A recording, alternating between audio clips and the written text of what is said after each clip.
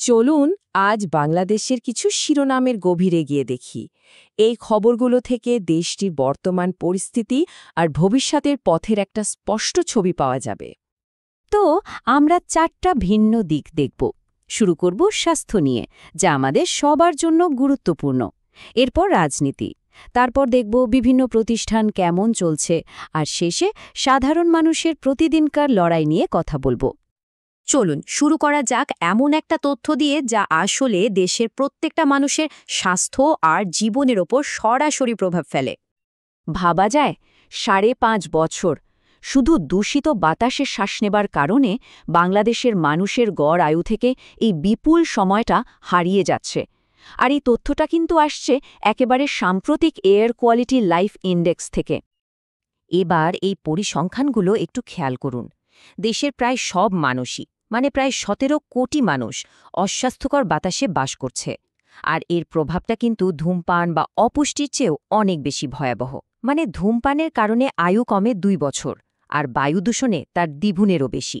চিন্তা করা যায়, যদি WHO-এর কিছুটা মানা যেত তাহলে মানুষের আয়ু 6 বছরেরও বেশি বাড়ানো সম্ভব ছিল। এটা কিন্তু একটা বিশাল ব্যাপার।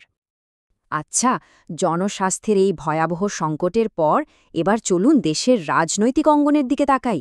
সেখানেও কিন্তু দেশের ভবিষ্যৎ পথচলা নিয়ে একটা বড় প্রশ্ন তৈরি হয়েছে। তো নির্বাচন কমিশন একটা রোডম্যাপ দিয়েছে। এখানে কিন্তু বেশ গুছিয়ে বলা আছে কবে কি হবে, অংশীজনদের সাথে আলোচনা থেকে শুরু করে চূড়ান্ত ভোটার তালিকা প্রকাশ পর্যন্ত। আর তাদের মূল টার্গেট হল রমজানের আগেই নির্বাচনটা সেরে ফেলা।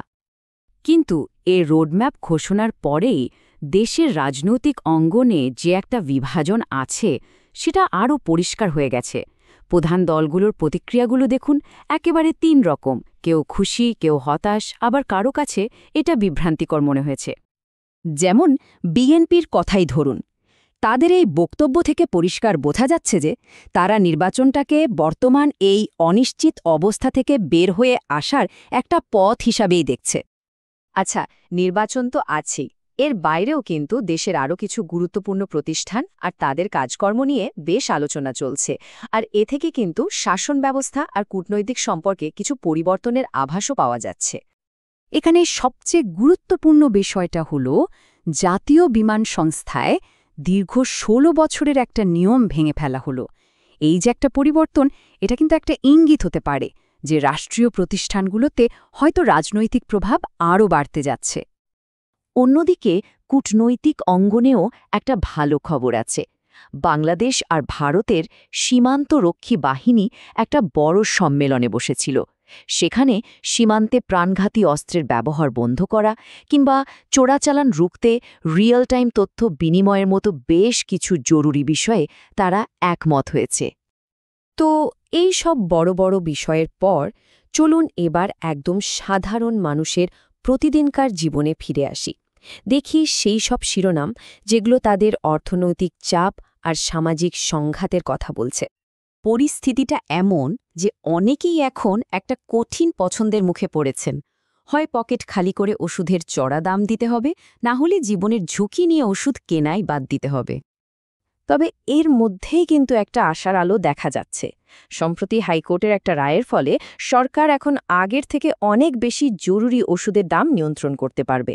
এটা সত্যি সাধারণ মানুষের জন্য একটা বিরাট স্বস্তির খবর হতে পারে।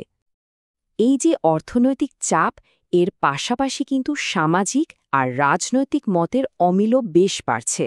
যেমন কিছুদিন আগেই ঢাকায় মুক্তিযুদ্ধ আর সংবিধান নিয়ে একটা গোলটেবিল আলোচনায় হট্টগোল হয়, আর সেখান থেকে 16 জনকে আটকও করা হয়। ওই ঘটনায় উপস্থিত একজন নেতার বক্তব্য ছিল বেশ ইন্টারেস্টিং।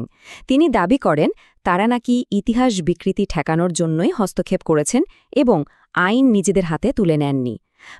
তারা তাদের এই কাজটাকে একরকম নাগরিক দায়িত্ব হিসেবেই দেখছেন। এদিকে আবার আরেকটা দিকে উত্তেজনা চলছে। দেশের সব প্রকৌশল বিশ্ববিদ্যালয়ের শিক্ষার্থীরা তাদের 3 দফা দাবি নিয়ে আন্দোলনে নেমেছে। আর দাবি পূরণ না হওয়া পর্যন্ত তারা সব ক্লাস পরীক্ষা বন্ধ রাখার ঘোষণা দিয়েছে, যা পরিস্থিতিকে আরও জটিল করে তুলেছে। তাহলে দেখুন আমরা কি কি দেখলাম। একদিকে স্বাস্থ্যের ভয়াবহ সংকট, আরেকদিকে রাজনৈতিক অনিশ্চয়তা, তার সাথে আছে সাধারণ মানুষের প্রতিদিনের জীবনযুদ্ধ। তো সব মিলে প্রশ্নটা এখানেই এসে দাঁড়ায়, যখন একটা দেশের শিরোনামে মানুষের আয়ু কমে যাওয়ার মতো খবর থাকে, আবার নির্বাচনের প্রস্তুতির মতো আশাও থাকে, তখন ঠিক কোন গল্পটা ওই দেশের আসল ভবিষ্যৎটা বলে দেয়?